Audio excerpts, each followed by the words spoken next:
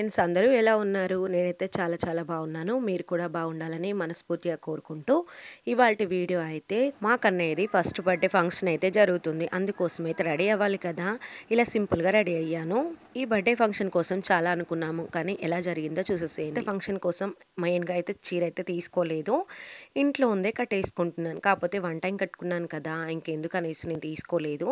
ఫైనల్‌గా అయితే ఇలా రెడీ అయిపోయాను. ఎలా ఉందో కూడా చెప్పండి. ఇప్పుడైతే స్టేజ్ పైనకెళ్దాము. ముందుగా స్టేజ్ పైకి వెళ్ళే ముందైతే మా అత్తమ్మ, మామయ్య వాళ్ళైతే ఫస్ట్ ఫోటో దిగాలనేసి ఇంకా స్టార్ట్ చేశాము.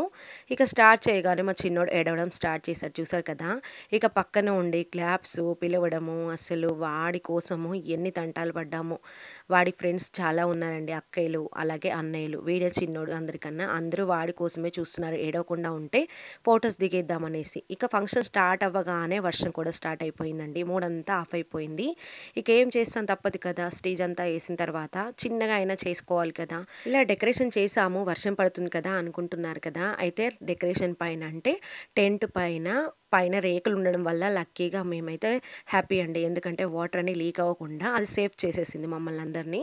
ఎందుకంటే ఫంక్షన్ అంతా స్టార్ట్ అయిపోయింది. స్టేజ్ వేశారు. మంచిగా డెకరేషన్ చేసిన తర్వాత వర్షం స్టార్ట్ అయింది కదా! అది లేకపోతే మాత్రం వాటర్ అన్నీ లీక్ అవుతుండేవి. మేము అనుకున్నదంతా అట్టర్ ఫ్లాప్ అయ్యేది. ఇక్కడ మా చిన్నోడిని చూడండి, ఫొటోస్ దిగుదామంటే ఈ విధంగా అల్లరి చేస్తున్నాడు ఇయర్ రింగ్స్ కావాలనేసి.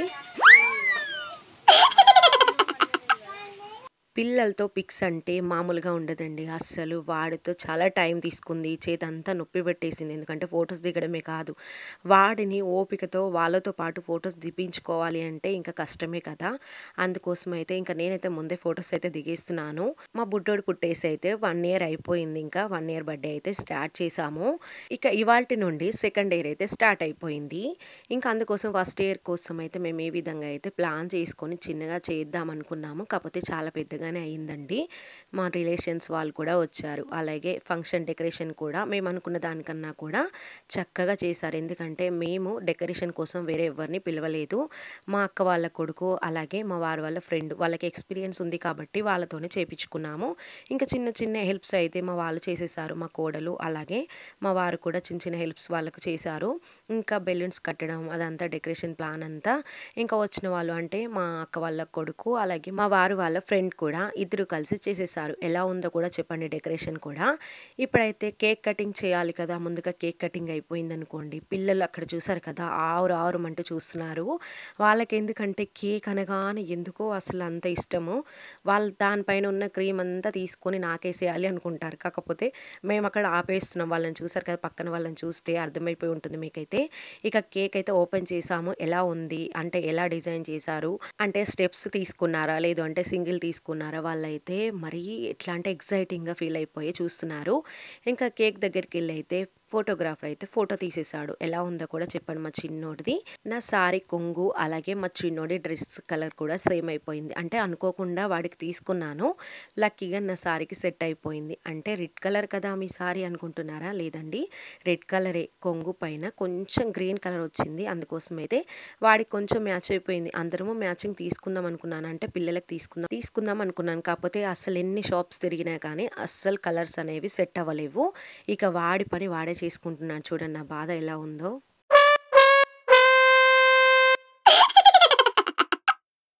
మా చెల్లి వాళ్ళ పాప, మా ఆడపడుచు వాళ్ళ కొడుకు, అలాగే మా ముగ్గురు పిల్లలు, అలాగే నేను. ఈ విధంగా తిరుగుతూ ఉంటే నా బాధ చూడండి. నా బాధ చూడలేక మా వారు కూడా వచ్చేసారు. వాడికి ఇయర్ రింగ్స్ కావాలనేసి లాగుతున్నాడు. ఓకే, ఆడపిల్ల అయితే ఇంకా వాడికి దాపెట్టేదాన్ని. కాకపోతే వాడికి పెట్టడానికి రాదు కదా! ఇంకా వాళ్ళకి కాకపోతే ఎవరికి ఏదైనా మనం తీసుకునేది వాళ్ళకే కదా! ఇంకా మనం వాడిన తర్వాత కాదండి, వాళ్ళకి నచ్చితే ఇవ్వడమే అంతే. కాకపోతే ఆడపిల్ల అయితే అబ్బాయి కాబట్టి ఇక లక్కీగా నాకే ఉండిపోతాయి కదా! బర్త్‌డే బాయ్ కదా! క్యాప్ పెట్టుకోవాలి అంటే అసలు వద్దంటున్నాడు. తలపైన ఏదో భారం మోస్తున్నట్టుగా ఫీల్ అయిపోయి నాకు ఇయర్ రింగ్సే కావాలనేసి లాగుతూ ఉన్నాడు.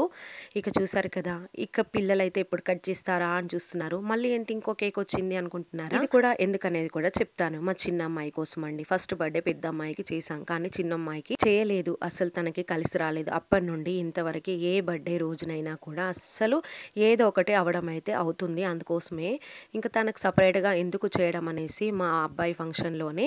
ఇంకా తనకి కూడా కేక్ సెపరేట్‌గా తెప్పిచ్చేసి కేక్ కటింగ్ అయితే చేపిస్తున్నాము. ఎందుకు కట్ చేపించలేదు అనుకుంటున్నారా? మా మామయ్య వాళ్ళ అమ్మ చనిపోవడం వల్ల ఇంకా మేము చేయలేదండి. చిన్నగా సింపుల్‌గా ఏదో తెచ్చి అలా కట్ చేపించాం కానీ, అప్పటినుండి ఇప్పటి వరకి తనకి ఏ బర్త్‌డే రోజున కూడా ఏదో ఒకటి అవ్వడం. తనకి కాదు అసలు ఏదో విధంగా అయితే ఆగిపోవడం అయితే జరిగిపోయింది. అందుకోసమైతే ఇప్పుడు ఈ విధంగా తీస్తున్నాం. తన హ్యాపీనెస్సే ఇక్కడ మాకైతే కావాలండి. ఇక్కడ చూడండి తను ఎంత హ్యాపీగా ఫీల్ అవుతుందో. అంటే తనకి కూడా తెలీదు కేక్ కట్ చేపిస్తారు అనేసి కూడా అనుకోకుండా తీసుకొచ్చాము. అనుకున్నాము మేము తీసుకురావాలి కట్ చేపించాలి అనేసి. తను తెస్తుందో లేదో అసలు మామూలుగా అంటే ఏదో అంటున్నారు అనుకుంది. కాకపోతే అక్కడ చూసిన తర్వాత తన హ్యాపీ చూసారు కదా! మామూలుగా లేదండి. నాకు కూడా స్టేజ్ వేశారు. నాకు కూడా ఫంక్షన్ చేస్తున్నారు అనేసి చాలా హ్యాపీగా ఫీల్ అవుతుంది. నిజం చెప్పండి తనకు సెపరేట్ చేయడం బెటరా? లేదు అంటే ఇలా చేయడం బెటరా? ఎందుకంటే తనకు సెపరేట్ చేయడం ఓకే. కాకపోతే ఏదైనా ఇన్ టైమ్‌లో చేస్తేనే బెటర్ కదా! అందుకోసమే ఇంకా తర్వాత బర్త్‌డే ఎందుకులే అనేసి సింపుల్‌గా చేసుకున్నాం చిన్నగా. కాకపోతే తన ఫంక్షన్ అంటే తన బర్త్‌డే రోజైతే ఏది కూడా అస్సలు సెట్ అవ్వలేదు. ఇప్పుడైతే వాడి తమ్ముడు వల్ల తన బర్త్‌డే అయితే హ్యాపీగా జరిగిపోయిందండి. అందుకే ఏదైనా అనుకుంటే మనము ఇన్ టైమ్‌లోనే చేయాలి. టైం అయిపోయిన తర్వాత అంటే మాట జారిపోయిన తర్వాత అయ్యో! అంటే ఏమొస్తుంది అందుకోసమే ఫస్ట్ బర్త్‌డే ఎలాగో జరగలేదు కదా! అందుకోసం ఇంకా తర్వాతది ఎందుకు పెద్దగా పెట్టుకోవడం అనేసి మేమెప్పుడు చిన్నగానే చేశాము. ఇప్పుడు అక్క కేక్ కటింగ్ అయిపోయింది కదా! తర్వాత తమ్ముడు కేక్ కటింగ్ కూడా స్టార్ట్ చేస్తున్నాము. ఇదండి మా ఫ్యామిలీ చూసారు కదా! 5 మెంబర్స్ మేము. మాకిద్దరు అమ్మాయిలు తర్వాత చిన్నోడు పుట్టేసాడు. వీళ్ళు ముగ్గురండి. మాది పెద్ద ఫ్యామిలీ అయిపోయింది. ఇంకా మా అత్త, మా మామయ్య, మాకు ముగ్గురు పిల్లలు, మేమిద్దరము. మా జీవితానికి చాలనుకుంటున్నాము ఇప్పుడైతే. ఏంటి మీకైతే డబుల్ మీనింగ్ అర్థమయ్యి ఉంటుంది కావచ్చు. కాకపోతే నేననేది నిజమేనండి. ఏదైనా ఫ్రాంక్‌గా చెప్తే నమ్మరు. కాకపోతే ఏదైనా కలిపి చెప్పారనుకోండి, ఇంకా కామెంట్స్ మీద కామెంట్స్ పెడుతూనే ఉంటారు. వ్యూస్ ఎక్కడికో ఎళ్ళిపోతాయి. ఇది ఇలాంటి చూడడానికి కూడా ఇష్టపడరు ఇలాంటివి. ఎందుకంటే ఫ్రాంక్‌గా మీరు చూస్తే మీరు నమ్మొచ్చు. నేను ఎలాంటి వీడియోస్ పెడతాను, ఎందుకు పెడతాను అనేసి కూడా మీకు అర్థమయ్యే ఉంటుంది. ఇక మేమైతే దిగేసాము. మా అత్తమ్మ, మామయ్య అలాగే ముగ్గురు పిల్లలతో దిగాలి కదా! అందుకోసం వాడితో పాటు కేక్ కట్ చేపిస్తున్నారు. ఇక్కడ వాడు అల్లరి అస్సలు చూసారు కదా! ఇంకా మమ్మీ కావాలనేసి ఏడుస్తూనే ఉన్నాడు. మనకి ఫోటో కావాలి కాబట్టి ఏదో విధంగా వాడిని డైవర్ట్ చేసేసి ఫోటో అయితే తీసేసాము. ఈ విధంగా కేక్ కావాలనేసి ఏడుస్తున్నాడు. అదేంటో పెద్దగా కనిపిస్తుంది వాడి ముందర. ఇలా అయితే తనకి కేక్ కటింగ్ అయితే చేసేసాము. ఇంకా అందరము కలిసి ఫ్యామిలీ పిక్ దిగాలి కదా! ఇదండి మా పెద్ద ఫ్యామిలీ అంటున్నాను కదా!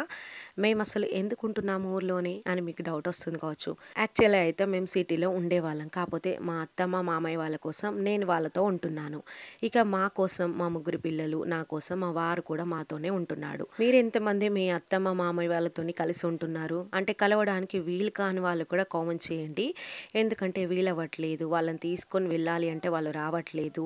ఇంకా వాళ్ళతోటే ఉండాలి అంటే కూడా మా జాబ్ అక్కడ అసలు సెట్ అవ్వదు. అలాంటి జాబ్స్ అక్కడ చేసుకోరాదు అనుకునే వాళ్ళు కూడా కామెంట్ చేయండి. అలా ఫీల్ అయ్యే వాళ్ళకైతే ఒకటి చెప్తాను. ఎన్ని లక్షలు సంపాదించినా, ఎంత పెద్ద జాబ్ చేసినా కూడా మనకంటూ ఒక ప్రపంచం అనేది ఉంటుంది. మన పిల్లలు, భార్య లేదు అంటే భర్త.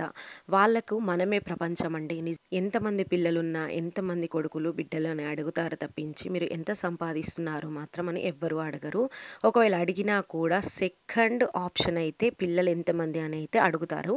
అందుకోసం చెప్తున్నాను. వాళ్ళు ఉన్నన్ని రోజులు మనం ఉంటాము. కాకపోతే మనం ఉన్నన్ని రోజులు వాళ్ళు ఉంటారో తెలియదు కదా! అందుకోసం మేమైతే అన్నీ వదిలేసుకొని వాళ్ళ కోసం వాళ్ళతో పాటే ఉంటున్నాము. మీరు అనుకోవచ్చు కాకమ్మ కథలు ఎవరైనా చెప్తారు. యూట్యూబ్ కోసం ఎంత నటించాలో అంత నటిస్తారు అని అనుకుంటారేమో. నేను చెప్పేది ఫ్యాక్ట్ అండి. మీరు నమ్మినా నమ్మకపోయినా. ఇప్పుడు అదంతా వదిలేద్దాం ఇంకా మనం ఫంక్షన్ మోడ్‌లోకి వచ్చేద్దాము. నేను కూడా ఎక్కడికో వెళ్ళిపోయాను. మీకు అర్థమై ఉంటే ఓకే కామెంట్ చేయండి. లేదు లైక్ చేయండి. అలా కాకుండా బ్యాడ్ కామెంట్స్ అయితే పెట్టకండి. ఇక వాడి నానమ్మ, తాతయ్య వాళ్ళతో పిక్ అయిపోయింది. ఇంకా వాడి ఫ్రెండ్స్‌తో కూడా అయిపోయింది. వాళ్ళ అక్కయ్యలు, అన్నయ్యలతో కూడా అయిపోయింది కదా! ఇప్పుడైతే అమ్మమ్మ, తాతయ్య వాళ్ళతో ఫోటో దిగుతున్నాడు. వాడికి చిన్నగా ఎవరు బొట్టు పెట్టలేదేంటి? నేనైతే పెట్టేస్తున్నాను. అంటే అత్తమ్మ పెట్టదు కాబట్టి ఇక మేము కూడా లైట్ తీసుకున్నాం. అమ్మ అయితే బొట్టు పెట్టేసి ఇంకా డ్రెస్ పెడుతుంటే చూడు వాడు ఎంత ఏడుస్తున్నాడో. వాడి అల్లరి నిజంగా చెప్తున్నాను. వాడు ఫంక్షన్ స్టార్ట్ అయిన నుండి ఇదే ఏడవడం అయితే స్టార్ట్ చేశాడు. ఎప్పుడు ఆపుతాడో ఏమో తెలీదు. వాడి కోసమైతే వెహికల్ అయితే తీసుకొచ్చారు. ఇదేనండి గిఫ్ట్ తనకి. ఇంకా ఇది అలాగే డ్రెస్ కూడా పెట్టేశారు. అలాగే ఇది కాకుండా వాడి మామయ్య గిఫ్ట్ కూడా చెప్పాను. షార్ట్ వీడియోలో చెప్పాను కదా! స్కూటీ కూడా ఉంది. అంటే ఎలక్ట్రికల్ వెహికల్ తీసుకుందాము అనుకున్నాం. కాకపోతే ఇన్ టైమ్‌లో రాదనేసి ఇప్పుడు తీసుకోలేదు. ఇంకా నెక్స్ట్ టైమ్ చూపిస్తాను ఎలా ఉంటుంది. అలాగే ఇక్కడ చూపిస్తున్న వెహికల్ కూడా మీకు కావాలంటే చెప్పండి. నేను డిస్క్రిప్షన్‌లో లింక్ ఇస్తాను. అలాగే వెబ్‌సైట్ నుండి ఆర్డర్ చేశాము. యాప్ నుండి కాకుండా. ఈ వెహికల్ మీకు కావాలి అంటే చెప్పండి. షార్ట్ వీడియోలో సింపుల్‌గా చెప్పేసి చేపిస్తాను. అలాగే అమ్మ వాళ్ళతో అయిపోయింది. తర్వాత చెల్లి, మా మరిది వాళ్ళతో, తర్వాత ఆడపడుచు వాళ్ళతో వీళ్ళు ఫోటో ఫ్రేమ్ చేపించారు. తర్వాత అందరూ ఫొటోస్ దిగారు. అందరూ ఫుడ్ తినేసిన తర్వాత ఇక మెయిన్‌గా డీజే బాక్సులు మోగాల్సిందే కదా! అందుకోసమైతే ఏ ఫంక్షన్ అయినా ఇదైతే ఉండాలండి. పిల్లలకే కాదు ఇప్పుడు ఈ రోజుల్లో ఇప్పుడు ఏ ఫంక్షన్ అయినా పిల్లలతో పాటు పెద్దవాళ్ళకి కూడా డాన్స్ అంటే ఫుల్‌గా ట్రెండ్ అయిపోయింది కదా! ఎలా ఉన్నాము, ఎంత ఏజ్ అని కాకుండా డాన్సుల మీద డాన్సులు చేస్తూనే ఉంటాం కదా! ఇక మేము స్టేజ్ దిగేసిన తర్వాత వాళ్ళ డాన్సులు వాళ్ళు చేస్తూనే ఉన్నారు. వర్షం ఒక పక్కన పడుతూనే ఉంది. మా చెల్లి వాళ్ళ పాప వాళ్ళతో పాటు చేస్తాననేసి ఫుల్‌గా అల్లరి చేస్తుంది. మా చిన్నోడు కూడా అక్కడే కూర్చున్నాడు. మేమైతే డ్రెస్ చేంజ్ చేసుకొని మేము కూడా చేద్దాం అనుకున్నాం కానీ ఇదంతా అంటే ఫంక్షన్ అయిపోయే వరకు ఫుల్‌గా అలసిపోయాము. అందుకోసం మేమైతే సైడ్ అయిపోయాము. పిల్లలకి ఇచ్చేసాము ఆ ఛాన్స్ అయితే. మా చిన్నోడి పేరు చెప్పలేదు కదా! అక్కడ గోల్డ్ కలర్‌లో కనిపిస్తుంది. అంతా ఫోల్డ్ అయిపోయింది కదా! వాడి పేరు త్రయాక్ష్ అని పెట్టాము. అలాగే నిక్ నేమ్ కన్నయ్య అని పిలుస్తున్నాం ఇప్పుడైతే. ఈ వీడియో చూస్తున్న ప్రతి ఒక్కరు వాడికైతే విష్ చేయడం మర్చిపోకండి.